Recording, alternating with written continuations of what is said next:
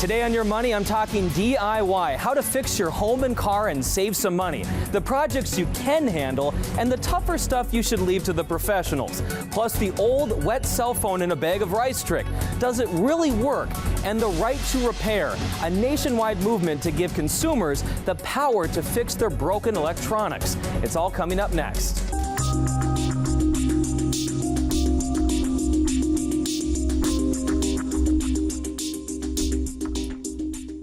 Welcome to Your Money. I'm your host, Gordon Severson. Whether it's a broken phone, an air conditioner, or your car, calling in the professionals can be expensive. And sometimes it's okay to ask the experts because with their knowledge, they can do it right the first time. But sometimes rolling up your sleeves and doing it yourself can save you a lot of money.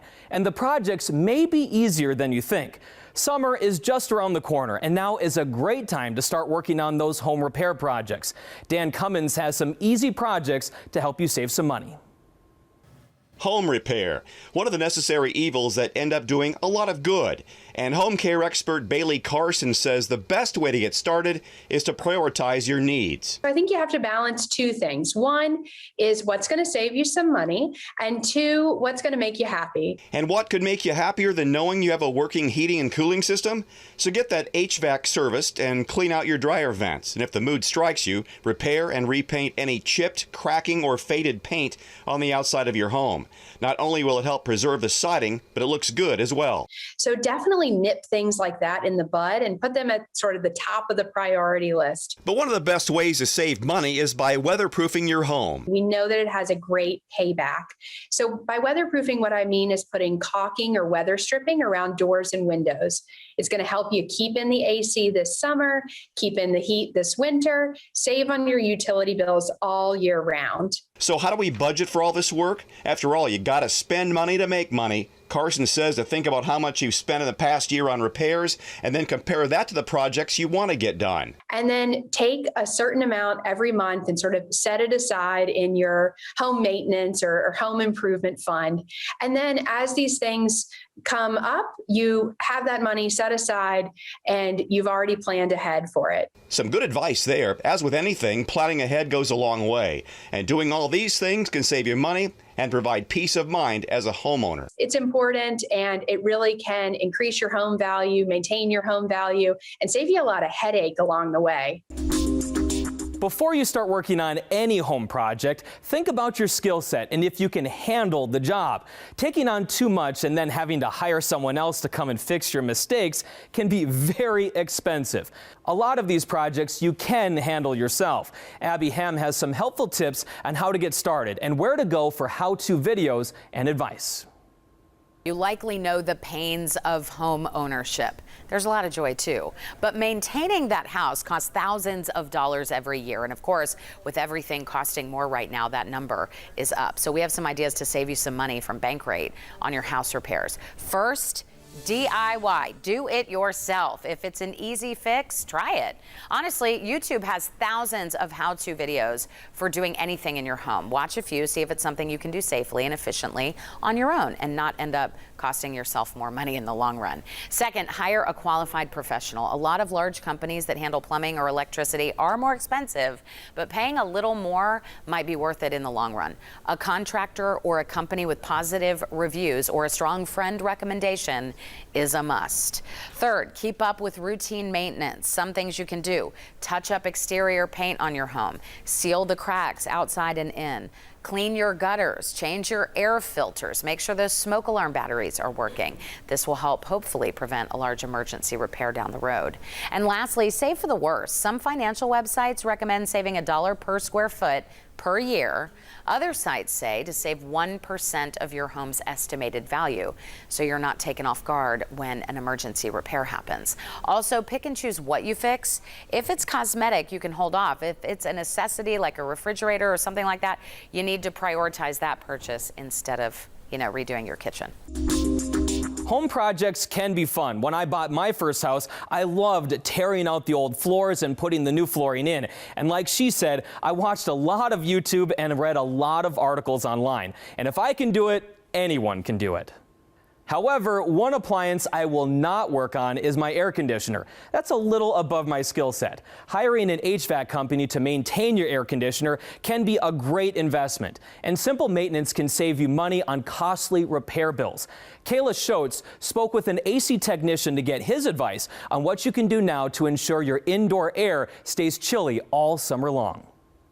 A person that maintains the unit twice a year can get 15 to 20 years. A person that doesn't can probably get 5 or 6, and then you'll be changing the compressor out or some major repair like that. Sir Darian Constant, the owner of Constant Air, says many of his heat-related calls are totally preventable. Drains, they clog up because the unit's producing a lot more water than anticipated after it's been sitting stagnant all winter. Blown motors and capacitors, all victims of this oppressive Southeast Texas heat. Capacitors go out when it's really hot because the unit cutting on and off, and some of the condenser coils be dirty. Which means you're paying more money to cool your home. It's the summertime and you got a dirty coil and it's pulling higher amps, and your light bill gonna be higher because you're using more wattage. He insists getting your air conditioning checked twice a year, saving you a lot of money in the long run. If you take the time to clean the coil, then the amp draws will go down, and the price of cleaning the coil is like $75, $85, and the price of changing out the compressor that's been overamping can range between $2,500 and $3,000. He says never leave your air conditioning running 24/7.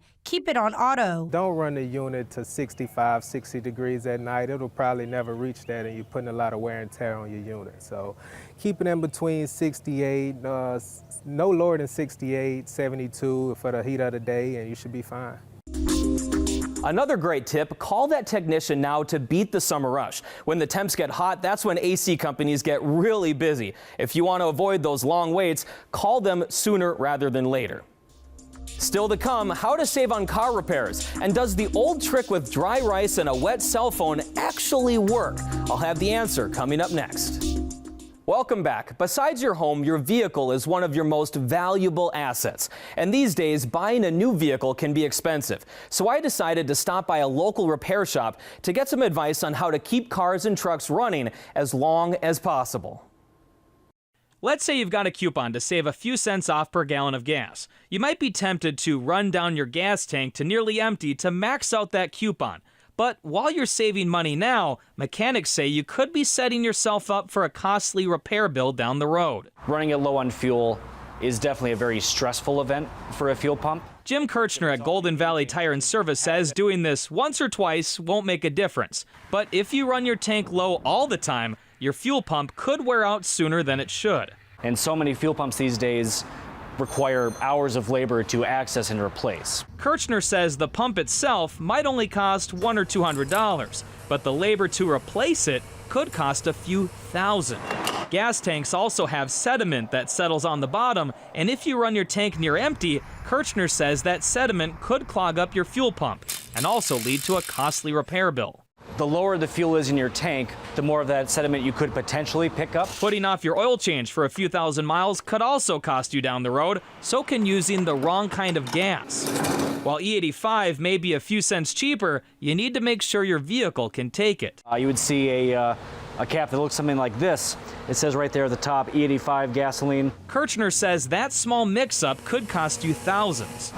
But his best piece of advice? Keeping your tire pressure at the proper setting. That can save you a lot of money on gas. Between 5 and 20%, depending on how low the tires are. And when it comes to those gas coupons, think about how much money you're actually saving. If you're saving 5 cents a gallon with that coupon and you have a 15-gallon tank, you're saving 75 cents. Now, if the gas station is close to home or work and it's on your way, by all means, stop and save yourself some money. But if a gas station is all the way across town, you'll likely spend more money on gas just to get there. Something to think about. A great way to save money is to fix your appliances and your electronics, but these days it's easier said than done. There are some roadblocks out there that are preventing a lot of people from doing that. And to help us talk a little bit about this right to repair, which is a common phrase these days, this is Kevin Brassler from Consumer's Checkbook. Thank you for coming on the show. Yeah, good to see you. So what are some of the main topics or the main types of electronics there that are difficult to repair these days? Well, laptops, tablets, phones, device manufacturers are making it increasingly difficult for us to get the repairs we want, either to do repairs ourselves or in some cases even to make simple upgrades or fixes. Phones will, manufacturers sometimes they'll glue in batteries so you can't actually replace the battery or you can't do it very easily. We found one case where their laptop, in order to open the case to do anything to it, you'd have to loosen 50 different screws, and each of the screws needed a special tool. It's not like you just use a Phillips head out of your drawer to do so. And this is on purpose. A lot of device manufacturers, they'd rather us buy something new rather than upgrade it or repair it. But consumer advocates and now finally the federal government is saying, well, no, you own that device. You should, as the owner, should be able to get repairs how you want them to be done. Either you choose your own shop or to be able to do themselves if you can. And this whole right to repair is a movement that's been going on. I know in some sectors, I know in agriculture, there's a lot of farmers that are really upset about this. A lot of the equipment and tractors that they've used for years, they're finding it more and more difficult to fix them. And now consumers, everyday consumers, are seeing this as well. Yeah, and drivers are having the same problem. I mean, you see that a lot of people like to fix their own cars, but these days cars are basically moving computers. And you usually need software scanning tools to figure out what's wrong with the car, to find what sensors have been triggered. The good news is that auto manufacturers are, for the most part, at least allowing independent shops access to that information, access to the repair manuals and service bulletins and software. But do-it-yourselfers often have trouble finding those tools, finding those scanning products. But the bigger issue right now, really the big focus, is on electronics because so many manufacturers are just making it impossible even to do simple upgrades these days. Or those that even allow it, where they have a device where you can exchange the battery or put in a different chip. They're pushing you toward their own authorized shops to themselves, basically, to get the repairs done. And I know a big concern for a lot of people is that with some of these companies and some of these products, if you open it up or you start to work on it, they say you're going to void the warranty. What should people know about that? Well, if it's out of warranty, you're not voiding any warranty. The problem is some manufacturers, not all of them, but some are putting misleading statements into the literature they're giving consumers when they buy their products that say things like, for the best service, or, to avoid, voiding your warranty, contact this phone number, and it leads to an authorized shop. The problem is in our surveys of consumers, we find that authorized shops for appliances and for computers tend to do worse by their customers in terms of doing things like doing the work properly on the first try. When we ask consumers these questions, they tend to rate independent shops far higher than these authorized places. The same is true of cars. We find that dealers, when we ask their consumers to rate independent shops versus dealers tend to get far lower scores than independent shops do. And dealers also tend to charge higher prices than independent shops do. And that carries through with appliances and electronics. These authorized companies or the companies themselves that are doing the repairs tend to charge higher prices than what you can get by taking it also. And it's another reason why the movement is saying, look, we should be able to get repairs done where we want and how we want, and maybe to do them ourselves if we can do so. For sure. And so you mentioned this earlier. What's kind of being talked about right now in Washington that would give consumers more rights with this? Well, one thing they're trying to do is just kind of, especially for electronics, tell manufacturers, look, this is a unfair trade practice, right? To glue components in or shut them in a case in a way to where people can't get repairs done. Another thing they're talking about doing is forcing manufacturers not only to make more repairable devices, but maybe have a rating scale, right, where they have to say how easy it will be to make upgrades or repairs if you buy this device, so that consumers have more information to go on. They can say, okay, this is something I can get fixed if there's a problem. And right now, with so many, especially tablets, it's very difficult to get repairs done. And there's a big going green component. I mean, here on the show, we like to help people save green, but we also want people to go green. If you're able to repair your item, your electronics, it's not going to go into the landfill. So I'm sure that's a big component to this as well. Yeah, they last longer, and as you said, then they don't end up in some kind of, hopefully recycling stream. The electronics industry doesn't exactly have a very good record when it comes to recycling components and where they go and who does that work. Sometimes they end up overseas, and this has largely been cleared up, but in the past they've had child laborers going through these devices to pull out the valuable minerals and metals. So what do consumers need to know? Is there information out there where they can search these companies and these products and find out how easy they are to repair if they are someone that likes to repair stuff their own by themselves? Is there a way to look up that information? Yeah, there's a company called ifixit.com that does have kind of repairability ratings for different products. So you can in advance somewhat search to see, okay, this is something I can get upgraded later on if I need to. I mean, iFixit definitely has some skin in the game here, right? Their whole purpose is to help you, make repairs yourself. But I think it's worth looking at these days. It's worth, often just, going online and searching to see what people in forums say about, could I get this thing repaired? I mean, I myself have bought products where I bought tablets for my kids and they broke after 6 months and there was nothing I could do about it. It was just a defective product that they were selling. I think that's another thing you can check is, make sure that what you're buying doesn't have common defects, common problems. It's very difficult to research this, but often if something's been sold for a while, you can find out what others are saying about it. Great advice. Well, thank you so much for helping us understand a little bit more about this right to repair. Good to see you. Stick around. I'll have even more money-saving advice after the break. Welcome back. In today's show, you heard a lot about this right to repair movement. Right now, lawmakers in about 30 states are debating right to repair bills, and all of them are different. They cover different devices and products and give consumers different rights when it comes to fixing your own property. California recently passed its own right to repair law. Jasmine Ramirez explains what this means and the impact on consumers. Obstacles that we have, all the roadblocks that are stopping us from doing this or doing that, or materials that aren't there, and we have to reverse engineer things and figure it out for ourselves. Tony Hubel described the challenges he faces as an iPhone and MacBook repair shop owner. So I cannot get my hands on this chip ever. So the only way that I can get it is I would have to purchase another one of these or acquire one of these and then harvest or salvage it off of this so I could repurpose it. The Right to Repair Act is expected to change this. It requires repair manuals to become more readily available. This information will help keep devices working longer and can save people money. By giving people what they need to repair rather than replace devices, we can reduce all of the waste that is ending up in our landfills. Local college students rallied for the Right to Repair Act to become law. It makes me believe actually maybe we could do things, today for a better future. I think it even goes beyond Apple itself too, like Tesla cars, maybe washing machines, drying machines, refrigerators, all other electronics. It's going to help everybody. Other states, including New York and Minnesota, have similar laws. However, the new California law has tougher rules. It requires companies to expand access to parts, tools, and documentation for a longer period of time.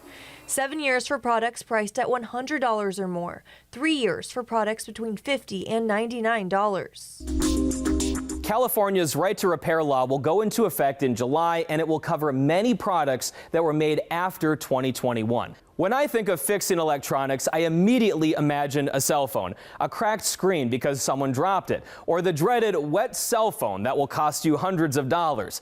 There's a popular hack out there on the internet that putting a phone in a bag of rice will draw out the moisture and save the phone.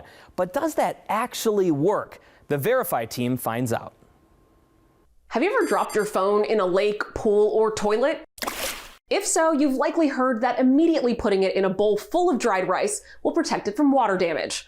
People have sworn by this method for years, and some people claim it really works. But a new Apple support webpage published in January warns iPhone users not to do that, and now it has people questioning what they should actually do. So let's verify. Does putting a wet phone in rice protect it from water damage? These are our sources. So I hate to be the bearer of bad news, but both Apple support and cell phone repair experts say that putting a phone in rice can actually create more problems than just leaving it out to dry. Like if the rice gets stuck in one of the phone's ports, and then you're really in some hot water. Cell phone repair shop owner Sam Devia says, while rice can offer a temporary solution by absorbing moisture from ports and speakers, it falls short in addressing the entirety of the liquid inside the device, and any moisture remaining inside can cause corrosion. Cell Phone Hospital says the starch in rice can actually speed up the corrosion process, which can cause your device to rust more quickly, causing significant damage. So we can verify, no, putting a wet phone in rice does not protect it from water damage. Casey Profita, founder of tech repair company Gopher Mods, says the theory behind the rice hack relies on not using the device and not charging it for 24 to 48 hours. He says it's this period of inactivity rather than the rice itself that's crucial. So if you drop your phone into water, here's what you should do. Apple says tap your iPhone gently against your hand with the connector facing down to remove excess liquid, and then leave it out to dry. While Samsung says turn off the device, wipe it down with a dry cloth, and let it air dry. With your Verify, I'm Ariante Till. I know even after seeing this, a lot of people will still disagree with this information, but that's what the experts say. So take it all with a grain of salt, or in this case, a grain of rice. Well, that's all the advice that we have for this DIY special of Your Money. I hope you feel inspired to go out and fix something. Remember, with anything that has electricity, turn off the power first. Same goes for plumbing. Turn off the water so you don't have a geyser in your kitchen or your bathroom. Until next time, I'm Gordon Severson, helping you save, spend, and invest your money wisely. I'll see you next time.